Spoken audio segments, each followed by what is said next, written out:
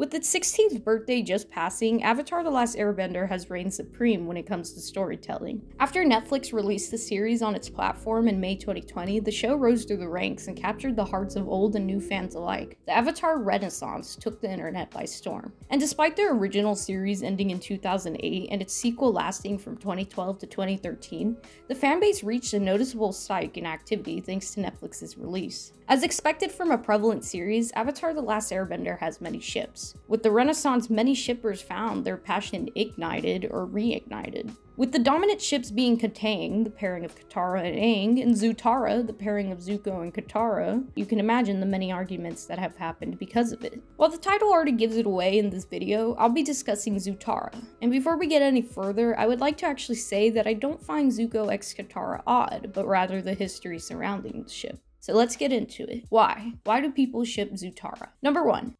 This is actually a pretty easy answer to find, and that's simply by watching Avatar: The Last Airbender. The similarity between Katara and Zuko is a big reason why these two are often paired together. Katara and Zuko both lost their mothers at a young age and are emotion-driven characters. In the episode The Crossroads of Destiny, when Katara realizes that Zuko also lost his mother, her aggression towards him subsides, and they're left sharing a rather tender moment. Number 2. Katara and Zuko are some of the more emotionally mature characters in the series. While not just missing the fact that all of the main cast have intriguing character journeys, Katara, and especially Zuko, have some of the more compelling character growths debatably. Zuko went from a hot-headed banished prince, desperate to regain honor and earn the affections of his family, to a calm, patient, compassionate, and developed individual, who achieved love through a different form. Katara, at the start of the series, was rather naive and inexperienced when it came to her bending abilities, and towards the end, she became one of the most skilled benders of her element, learning to understand the hardships of the world and that every action has consequences. Shippers believe that these two characters' maturity would work the best together. Season 3's episode, The Southern Raiders, being a good example on how their characters play off each other. Number 3. Aang. Can you hear me? Aang appears clingy towards Katara to some viewers' eyes, and they find that his childlike nature doesn't work well with Katara's maturity. Some even say that he isn't supportive towards Katara and he's a little obsessive, and others just simply think Aang and Katara being together is too predictable and vanilla. The creators and the voice actors. Considering Zutara's popular following, the ship didn't go unnoticed by the cast and the crew of Avatar: The Last Airbender. That people would like you to weigh in on. The big one is it Zutara and Katang. Those are the, yeah, if you've heard those terms, that's shipping. We don't have to. I'm here.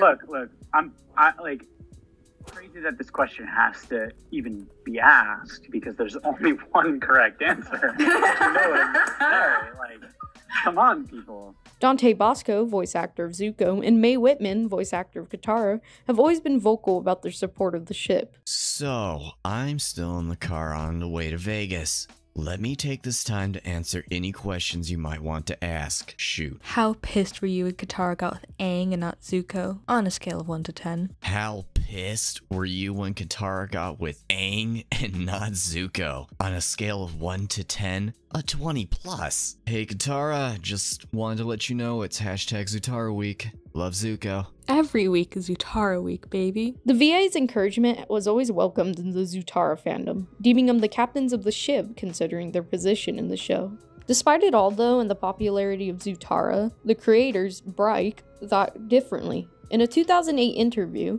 the creators had been asked about the ship, and this was their response. There were several allusions to Katara being Zuko's girlfriend throughout Season 3. Aside from Uncle Iroh, she seemed to be the first person to see the potential good in Zuko. Was there ever a spark between the two? Was there ever a point where you thought they would end up together? Sorry to disappoint the Zutara fans out there, but we never intended for Zuko and Katara to get together. Maybe we're just sentimental, but we've always had a soft spot in our hearts for Katang. Zuko and Katara might have shared some sparks, but sometimes there are people along your journey of love who are there to teach you about yourself and what you really need, but don't necessarily end up being your partner. Come on kids, Zutara never would have lasted. It was just dark and intriguing. In a 2008 San Diego Comic-Con Avatar panel, the creators even openly mocked the ship in a joke short. These 3 hours as lovers have been the most thrilling experience of my 113-year life. I would go back and kill the Fire Lord for you. I can't wait until we have lots and lots of babies, which may or may not include airbenders because I'm a little fuzzy on how all that works. And I want you to teach me. Teach me, my love. You are my destiny. I want to break up with you.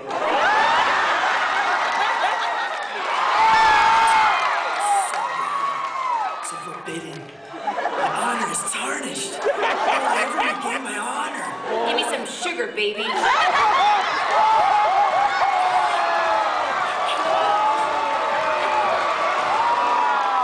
It tastes like the forbidden fruit of the lychee nut.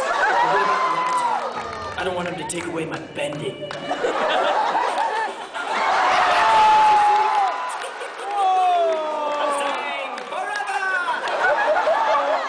I carried a secret flame for you. All those long, cold, windy nights fleeing from your hot pursuit on the Baka. Yeah, you told me that one already. You were really hunting me all that time, and not the Avatar?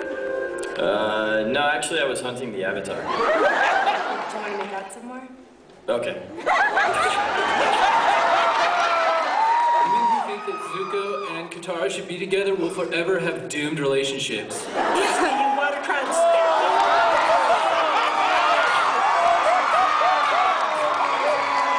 I just feel like we don't have anything in common. You never talk to me about your feelings, your hopes and dreams. I'm feeling like I hope you shut up soon. Not really. I'm so sorry, Anne.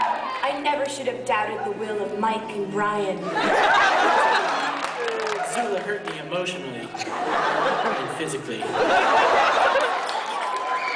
And as expected, considering their creative power and the fact that it is their show, Katang became the canon pairing of the series. While Brike's affections towards the ship is clear, it's been pointed out by fans that in the IP Bible, what was pitched initially, no characters were meant to end up together and Team Avatar would go their separate ways. The pitch was written specifically by Brike themselves, and was of course different when compared to the final product. Brike are recognized for being the creators of Avatar: The Last Airbender, but they weren't the only writers on the show.